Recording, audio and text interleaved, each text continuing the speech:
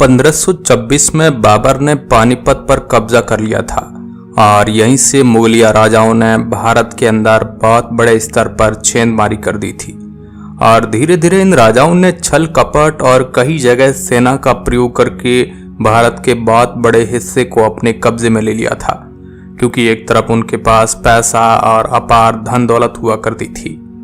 लेकिन इसके बाद जैसे ही अंग्रेजों की भारत में एंट्री होती है तो मुगलिया सल्तनत हिलने लगी थी।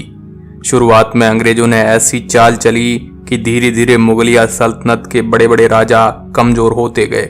जिस समय मुगल राजाओं का भारत के अंदर डंका बजता था, अंग्रेजों ने उन्हें घुटनों पर ला दिया था और साल 1857 में इस मजबूत सल्तनत को अंग्रेजों ने जड़ समेत उखाड़ लिया।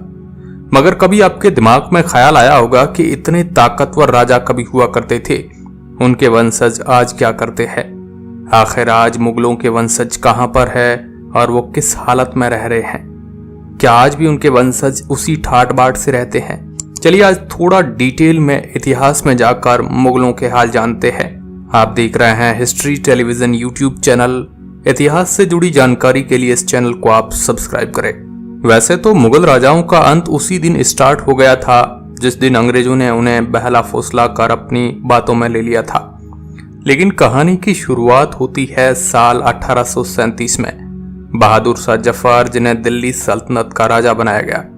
इस समय दिल्ली की मुगलों की सत्ता बहुत कमजोर हो चुकी थी। जिन मुगल राजाओं का कभी डंका बजता था, अब उनका राजपाट केवल नाम मात्र का रह गया था। और फिर आता है साल 1857। भारत के अंदर अंग्रेजों के खिलाफ बगावतें तेज हो रही थी और भारत के लोगों ने अंग्रेजों को उखाड़ फेंकने की तैयारी कर ली थी। और इस क्रांति में बहादुर शाह जफर ने अंग्रेजों के खिलाफ लड़े, मगर अंग्रेज इस बगावत को दबाने में कामयाब हो गए। इसके बाद बहादुर शाह जफर वहां से भागकर हुमायूं के मकबरे में जाकर छुप जाते हैं, लेकिन अंग्रेजी सेना पीछे जाकर उन्हें पकड़ लेती है और इस तरह दिल्ली अंग्रेजों के हाथों में चली आती है। बहादुर शाह जफर मुगल साम्राज्य का आखिरी बादशाह थे। जब इन्हें अंग्रेजों ने पकड़ लिया, इसके बाद मुगल साम्राज्य पूरी तरह से बंजर हो गया था और मुगल साम्राज्य का पतन हो गया। इसके बाद अंग्रेजों ने मुगलों के अंतिम शासक बहादुर शाह जफर को उनके पूरे खानदान के साथ लाल किले की एक छोटी सी कोठरी में ही कैद कर दिया था। अंग्रेजों ने उनके साथ कई जुल्म किए। बहादुर शाह जफर के 21 बेटों में से 18 बेटों को बड़ी क्रूरता के साथ मार दिया गया। जब बहादुर शाह जफर को भूख लगी तो अंग्रेज उनके सामने थाली में परोसकर उनके बेटों के सिर ले आए। उन्होंने अंग्रेजों को जवाब दिया कि हिंदुस्तान के बेटे देश के लिए सिर कुर्बान कर अपने बाप के पास इसी अंदाज में लाया करते हैं। यहाँ तक कि 3 बेटों के सिर काटकर सरेआम गेट पर लटका दिए गए, ताकि इन लोगों की यह हालत देखकर कोई बगावत करने की सोच भी नहीं सके। अंग्रेजों के इस जुल्म से बहादुर शाह जफर के 3 बेटे ही बच पाए थे, जिनमें से एक का नाम मिर्जा जवान बख्श, दूसरे का नाम मिर्जा शाबाश और तीसरे का नाम किस्मत बेग था। और इन्हीं 3 बेटों ने ही बहादुर शाह जफर यानी मुगल खानदान की नस्ल को आगे बढ़ाया था। अंग्रेजों द्वारा मुगलों को कुचलने के बाद बहादुर शाह जफर को म्यांमार के रंगून भेज दिया गया, जहां उन्होंने 7 नवंबर 1862 में एक बंदी के रूप में दम तोड़ दिया। वो कहते हैं ना कि समय समय की बात होती है। एक समय मुगल राजाओं की जिंदगी किसी स्वर्ग से कम नहीं थी। मुगल सल्तनत का राजा अकबर अपने समय का दुनिया का सबसे बड़ा अमीर आदमी था। उसके पास धन की कोई कमी नहीं थी। मुगल शासन जब अपने चरम पर था, तब पूरी दुनिया में कम से कम 1/4 हिस्सों पर मुगलों का कब्जा था। लेकिन मुगल साम्राज्य के पतन के बाद मुगल वंशज की हालत कुछ ऐसी हो गई कि वे दर दर ठोकरें खाने को मजबूर हो गए। अभी जो आप अपनी स्क्रीन पर ये देख रहे हैं, इनका नाम सुल्ताना बेगम है। ये बहादुर शाह जफर के पड़पोते की पत्नी है, जो आज की तारीख में कोलकाता के एक स्लम में रहती है। सुल्ताना बहुत मुश्किल से घर के लिए 2 वक्त की रोटी का जुगाड़ कर पाती है। उन्हें सरकार की तरफ से 6000 रुपए मिलते हैं, जिनसे उनके घर का खर्चा भी ठीक से नहीं चलता है। मुगल खानदान से ताल्लुक रखने की वजह से सरकार ने इन्हें घर दिया था, लेकिन कुछ लोगों ने उनसे वो सब भी छीन लिया। इसके बाद सुल्ताना बेगम ने चाय की दुकान तक चलाई, जिससे घर का खर्च चल सके, लेकिन वो भी बंद हो गई। सुल्ताना कहती हैं कि हमारे स्वर्गीय पति बेदर बख्श मुझसे कहा करते थे कि हम इज्जतदार राजशाही घराने से आते हैं, हम भीख नहीं मांग सकते। आज मुगलों के अंतिम राज बहादुर शाह जफर के पड़पोते की पत्नी की यह हालत है, जो आज एक छोटे से कच्चे घर में रहने को मजबूर है। आज सुल्ताना कहती हैं कि भारत सरकार ताजमहल, लाल किला, शालीमार गार्डन जैसी जगहों से करोड़ों पैसे कमाती है।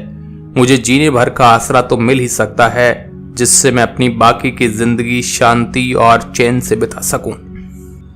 एक और परिवार जो कि हैदराबाद में रहता है, ये भी बहादुर शाह जफर के बेटों के वंशज है। इनका नाम याकूब हबीबुद्दीन तुसी, जो कि अकबर की 12वीं पीढ़ी के वंशज है, जो आज हैदराबाद में रहते हैं। हबीबुद्दीन तुसी जो आज भी किसी राजा महाराजाओं की ड्रेस में रहते हैं, और इन्होंने मुगलों के खानदान से होने की विधि से सरकार से ताजमहल, लाल किला और सभी मुगल इमारतों पर अपना हक मांगते हैं, जिसके लिए बाकायदा इन्होंने भारत सरकार पर दावा भी ठोक रखा है। हबीबुद्दीन तुसी के ताजमहल के साथ भी फोटोज देख सकते हैं। साथ ही ये मुगलों के बेशुमार खजाने में भी अपने हिस्सों की मांग करते हैं। कहा जाता है कि इन्हें नेताओं की तरह सिक्योरिटी भी मिली हुई है और समय समय पर ये राजनीति में भी बयानबाजी करते रहते हैं। निजाम उस्मान अली के वंशज। दोस्तों, अगर अमीर राजाओं की बात हो रही है और हैदराबाद के आखिरी निजाम का नाम न हो, ऐसा तो हो ही नहीं सकता है। हैदराबाद के आखिरी निजाम उस्मान अली को अपने समय का सबसे अमीर शख्स माना जाता है। आसफ जाही वंश के इस निजाम के पास अपार खजाना मौजूद था। खजाने के अलावा इनके पास दक्षिण की कई हीरों की खानों पर उस्मान अली का अधिकार था। उस समय दुनिया में बेशकीमती हीरे सिर्फ और सिर्फ हैदराबाद से जाते थे। निजाम के पास पैसों की कोई कमी नहीं थी, लेकिन वे कहते हैं ना कि हर किसी का टाइम आता है। आपको लग रहा होगा कि अपने समय के दुनिया के अमीर निजाम के वंशजों के पास आज पैसों की कोई कमी नहीं होगी। वो लोग आज ऐसे ऐसो आराम से जिंदगी जी रहे होंगे, लेकिन ऐसा बिल्कुल नहीं है।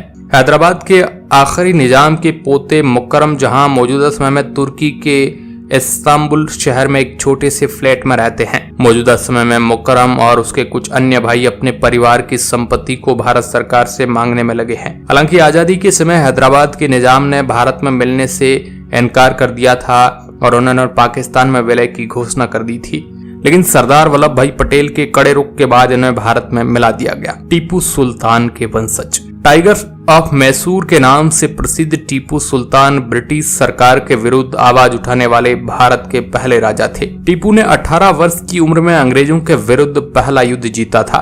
टीपू सुल्तान मैसूर के राजा थे, लेकिन उन पर मुगलों का हाथ था। 4 मई 1799 को 48 वर्ष की आयु में कर्नाटक के श्री रंगपटना में टीपू सुल्तान की अंग्रेजों द्वारा बड़ी क्रूरता के साथ हत्या कर दी गई। टीपू की मृत्यु के बाद सारा राज्य अंग्रेजों के हाथ में आ गया। टीपू के पास 90,000 सैनिकों के एक विशाल सेना थी और करीब 3 करोड़ की अपार धन संपत्ति थी। कहा जाता है कि जितना खजाना टीपू के किले में था, उससे कहीं ज्यादा इन्होंने जमीन के अंदर गाड़ रखा था। लेकिन टीपू सुल्तान की मौत के बाद सारा खजाना अंग्रेजों ने अपने हाथों में ले लिया। आज के समय में टीपू सुल्तान के वंशज अपना गुजर बसर करने के लिए रिक्शा चलाते हैं। टीपू सुल्तान के 2 पोते सनवर और उनके भाई दिलावर कोलकाता की शाही मस्जिद के पास रहते हैं। इनकी हालत ऐसी है कि आज अपनी आजीविका चलाने के लिए रिक्शा खींचकर काम चलाते हैं। दिन में करीब 300 से 400 रुपए बड़ी मुश्किल से कमाते हैं। कोई सोच भी नहीं सकता है कि जिनके पूर्वज इतने ज्यादा अमीर थे, उन्हें आज अपना घर चलाने के लिए भी दर दर की ठोकरें खाना पड़ रहा है। किस तरह दोस्तों, जो कभी मुगल अपने समय के सबसे अमीर राजा हुआ करते थे, जिनके सामने दुनिया की कोई भी सल्तनत एक बार तो नहीं टिक सकती थी, लेकिन अंग्रेजों ने उन्हें धोखे से उनके पूरे साम्राज्य को ही जड़ से मिटा दिया। अगर अंग्रेजों की गंदी चाल इन पर नहीं चलती तो आज मुगलों के वंशजों की हालत नहीं होती। समय बड़ा बलवान होता है जो हर किसी को पलट देता है। हालांकि इसके उलट कुछ राजा आज भी ऐसे हैं जो आज भी उसी अंदाज से रहते हैं जिस तरह उनके पूर्वज रहा करते थे। आज भी उनके पास धन संपत्ति की कोई कमी नहीं है। आज भी वो लोग शाही घराने में रहते हैं। अगर आप ऐसे राजाओं के बारे में वीडियो देखना चाहते हैं तो जरूर हमें कमेंट के माध्यम से बताएं। आज के इस वीडियो में बस इतना ही। आप मुगल राजाओं के वंशजों के बारे में क्या सोचते हैं, कमेंट के माध्यम से जरूर बताएं और इस चैनल को आप जरूर सब्सक्राइब करें। धन्यवाद।